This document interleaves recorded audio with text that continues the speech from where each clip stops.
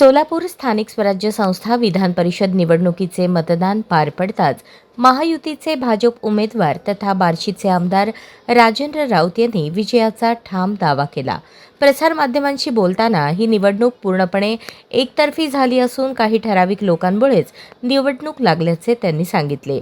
महायुतीतील सर्व घटक पक्षांची ताकद आपल्या पाठीशी असल्याने 500हून अधिक मते मिळतील आणि विजय निश्चित असल्याचा विश्वास राऊत यांनी व्यक्त केला. मतदान प्रक्रियेदरम्यान मतदारांनी मोठ्या प्रमाणात महायुतीला पाठिंबा दिल्याचेही त्यांनी सांगितले. विधान परिषदेचा निकाल 22 जून रोजी जाहीर होणार असून निकालानंतर थेट अकलूज येथे विजयी सभा घेणार असल्याची घोषणा त्यांनी केली. या विधानातून त्यांनी विरोधकांना विशेषतः मोहिते पाटील गटाला अप्रत्यक्ष इशाराच दिल्याची चर्चा राजकीय वर्तुळात सुरू आहे. निश्चितपणानं ह्या सोलापूर विधान परिषदेच्या निवडणुकीच्या निमित्तानं आज जे मतदान झालेलं आहे की विक्रमी मतदान झालेलं आहे. 616 मतदार त्या ठिकाणी होते.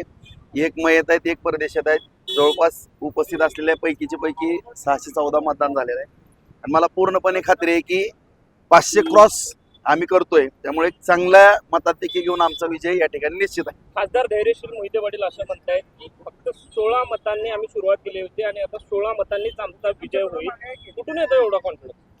आज जर आपण जिल्ह्यामधली परिस्थिती पाहिली तर माझे असलेले सगळ्यांबरोबरचे संबंध अत्यंत जिव्हाळ्याचे. आज महायुतीच्या माध्यमातून भारतीय जनता पार्टी, आदरणीय शिंदे साहेबांची सेना, अजितदादांची राष्ट्रवादी, RPI, त्याचबरोबर महाविकास आघाडीतले पण आमदार मंडळी, काही काँग्रेसची सुद्धा मंडळी, काही सगळ्याच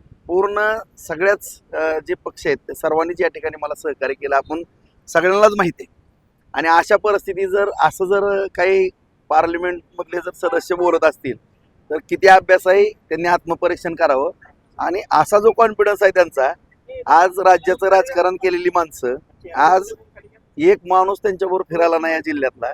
ही दुर्दैवी अवस्था का झाली की अशा पद्धतीचा एक चुकीचा कॉन्फिडन्स त्यांनी कायमस्वरूपी मनामध्ये ठेवला. कोण कुठं जातं, हे माझा ते माझा, ह्याच्यामधूनच आज जिल्ह्यामध्ये त्यांची दयनीय अवस्था झाली. काही मतदारांनी जे आहेत ते गॉगल घातले कारण त्यांचा मतदारांवर विश्वास नव्हता. व्हिडिओ रेकॉर्ड होणारे गॉगल घालून त्यांनी मतदान केलं असा आरोप त्यांनी केलेला आहे. नाही, तसा काही विषय नाही. असं मला तर काही जाणवलेलं नाही किंवा काही नाही. चुकीचं आहे. नाही, त्याने चोर बाजारात आणलेला असेल गॉगल त्यांनी. अदृश्य शक्ती आमच्या पाठीशी आहे असं म्हणतायत आणि दावा करतायत की आमचा उमेदवार किती पडतील त्यांना मतं असं तुम्हाला वाटतं? मी या ठिकाणी जबाबदारीने बोलतो. 500हून अधिक मतं घेऊन मी या ठिकाणी चांगल्या मताधिक्यानं निवडून येतो. त्यांच्या वाट्याला 3 अंकी आकडा सुद्धा पार करणार आहेत अशा पद्धतीची परिस्थिती या ठिकाणी जिल्ह्यामध्ये निर्माण झाली. असं वाटत नाही का की अगदी इझी असलेली निवडणूक अगदी नाही, मुद्दा असा आहे की तुम्हाला मी जबाबदारीने बोलतो की मी वर्गात 4थी पासून मॉनिटर आहे आणि कुठलीही निवडणूक लढवत असताना आदरणीय देवेंद्र फडणवीस साहेबांच्या मार्गदर्शनाखाली, शिंदे साहेबांच्या सुनेत्रताईच्या मार्गदर्शनाखाली आणि जयाभाऊच्या सहकार्याने, सगळ्या माझ्या मित्रांच्या सहकार्यातून ही निवडणूक लढवत असताना कुठलीही निवडणूक मी गांभीर्याने घेतो. कधीही काही अशी शेवटचं मतदान जोपर्यंत आपण पाहिलं असेल, उत्तर तहसीलमध्ये 2 मताचं ते त्यांना थोडं दिसत नव्हतं कमी, ते शेवटचं मतदान होईपर्यंत मी तिथं थांबलो. म्हणजे आम्ही एक हाडाचे कार्यकर्ते आहेत. शेवटच्या क्षणापर्यंत लढण्याची एक क्षमता आमच्यामध्ये असते. त्यामुळं आम्ही प्रत्येक निवडणुका जिंकण्यासाठी आम्ही अत्यंत प्रामाणिकपणानं शेवटच्या टोकापर्यंत जाण्याची आमची मानसिकता तयारी असते. 22 तारखेला अकलूजला विजयी सभा 22 तारखेला विजयी होईल. त्यानंतर मला मुंबईला जावं लागेल आणि आल्यानंतर नक्की अकलूजला मी सभा त्या ठिकाणी घेणार. अकलूजच्या सुद्धा मंडळीनं मला मतदान केलेलं आहे. माळशिरस तालुक्यातल्या सुद्धा 97 पैकी 60 मतदान त्या ठिकाणी मला झाल्याची पूर्णपणे खात्री आहे. त्यामुळे त्यांचं सुद्धा आभार मानणार आणि अकलूजच्या माळशिरसच्या जनतेला नेमकं ही कशा मानसिकतेतली माणसं आहेत आता मी कधी बोललेलो नव्हतो, परंतु मला ते सांगणं अत्यंत गरजेचं वाटतं. कारण निवडणुकीमध्ये जर आपण पाहिलं असेल तर ही निवडणूक विधान परिषदेची होती. त्यांनी DCC बँक किंवा व्यक्तिगत काही मुद्द्यावरती कुठले व्हिडिओ व्हायरल करणे किंवा काय असे जे प्रकार केलेले आहेत, आता असं जर त्यांना काही वाटत असेल तर मग मला त्या ठिकाणी सगळं विश्लेषण त्या ठिकाणी करावं लागणार आहे आणि आपल्या उपस्थितीमध्ये सगळंच करू आपण. माळशिरसचा उल्लेख करताय पण बाकीच्या 4 मतदारसंघाचा नाही, सगळ्या जिल्ह्याने सांगितलं ना. आता ही 500 पार जी होतोय ती अख्ख्या पूर्ण जिल्ह्याने, विशेष करून त्या ठिकाणी ज्यांनी ही निवडणूक म्हणजे बिनविरोध होत होती, आता शेवटी लोकशाही निवडणूक हे झाली, आनंदाची बाब आहे, तो बाब नाही.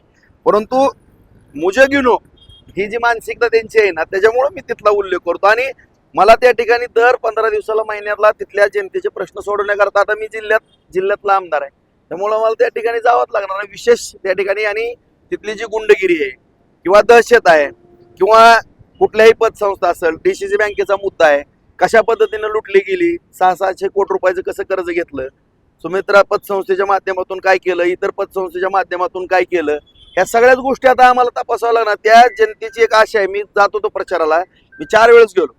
सगळ्या त्या मतदारांबरोबर जनतेची भावना होती की भाऊ तुम्ही या भागामध्ये लक्ष द्या आणि तुम्ही लक्ष दिल्यानंतर नक्कीच आमचे बुडलेले पैसे वसूल होतील, तुम्ही काळजी करू नका. ज्यांनी पैसे बुडवले ते वसूल करण्याचं काम राजेंद्र राऊत सारख्या कार्यकर्त्यांनी या जिल्ह्यामध्ये केलेलं आहे.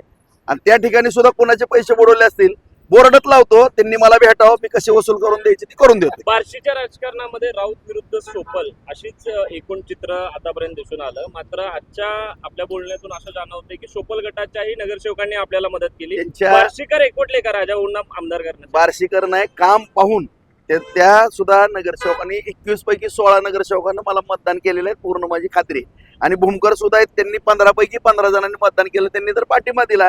हे काम बोलतंय साहेब. शेवटी मी एक कामाचा माणूस आहे, रात्रंदिवस काम करणारा किंवा सगळ्यांच्या मदतीला धावून जाणारा एक मी कार्यकर्ता आहे. त्याच्यामुळं त्यांनी व्यक्तिगत घ्यायला काही संबंध नाही. निवडणुका होणारच आहेत. माझा व्यक्तिगत कुणाला द्वेष नाही किंवा द्वेष करत नाही किंवा कुणाबद्दल मी टार्गेट करत नाही.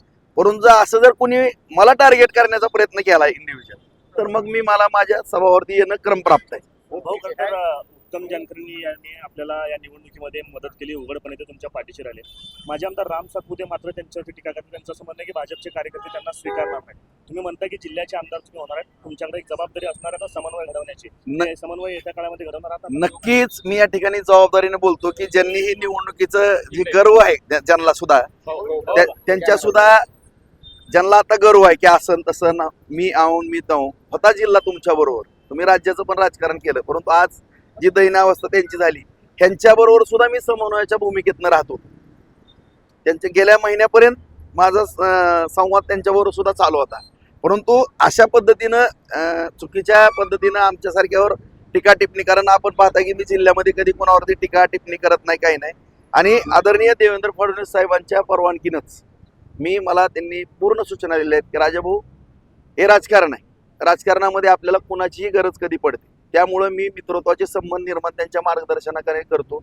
जिल्ह्यामध्ये मी कुठं भाषण करत नाही, परंतु कुठल्याही तालुक्यामध्ये गेल्यानंतर तिथे 4-5 जे नेते असतात सगळ्यांना भेटतो, नमस्कार करतो, अत्यंत मित्रत्वाचे. आणि त्याचंच एक उदाहरण म्हणून या ठिकाणी आज ही फळ मला चांगल्या पद्धतीचं मिळालेलं दिसून येतं. समन्वय घडवून आणणार आहे जानकर आणि राम सातपुतेंमध्ये समन्वय घडवून आणणार आहे. नक्की ते पण मित्र आहेत, हे पण मित्र आहेत, कुठेही कोणाचे वाद होणार नाहीत ह्याकरता मी नक्की काळजी सगळ्याची घेईन. म्हणजे सोपलांसोबत पण समन्वय येत्या काळामध्ये दिसून येईल.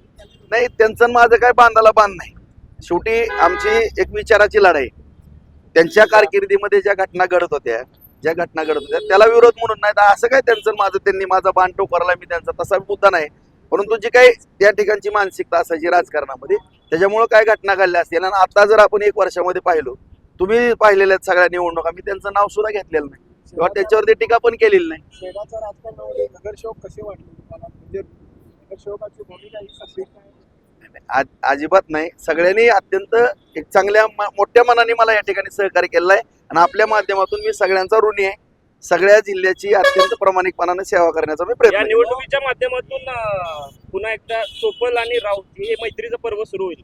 मैत्रीचा मुद्दा नाही, त्यांची दिशा वेगळी आहे, माझी दिशा वेगळी आहे. आणि आज जरी आमचं राजकारण काही असलं तर भविष्य काळामध्ये पिढ्या ना पिढ्या अशाच पद्धतीचं राजकारण राहणार आहे. त्यांची ना आमची लढत ही कायमस्वरूपी पुढच्या 10 पिढ्या तरी असेल.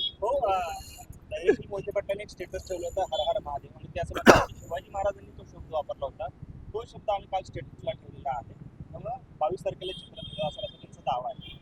मुळात हर हर महादेव म्हणण्याचा अधिकार कुणाला आहे? इतिहासामध्ये जर मी गेलो तर माझे पिलाजी राऊत छत्रपती शिवरायांच्या सैन्यामध्ये सरदार होते. राऊतांनी पानिपतच्या लढाईमध्ये सुद्धा फार मोठं योगदान दिलेलं आहे. मी तसा मूळ कोकणातला आहे, सावंतवाडीचा. आणि आम्हाला निजामशाहीच्या आदिलशाहीच्या बॉर्डरवर एक सैनिक म्हणून आमच्यावरती राजांनी जबाबदारी टाकलेली होती. आणि या इतिहासाची पानं जर चालली तर कुणाचा इतिहास कसा आहे माझ्या तोंड निघलं तर फार झोमणार आहे. त्यांना त्यांनी इतिहासाच्या वाटे जाऊन हर हर महादेव ही खऱ्या छत्रपतींच्या मावळ्याला शोभतंय ते. ओके.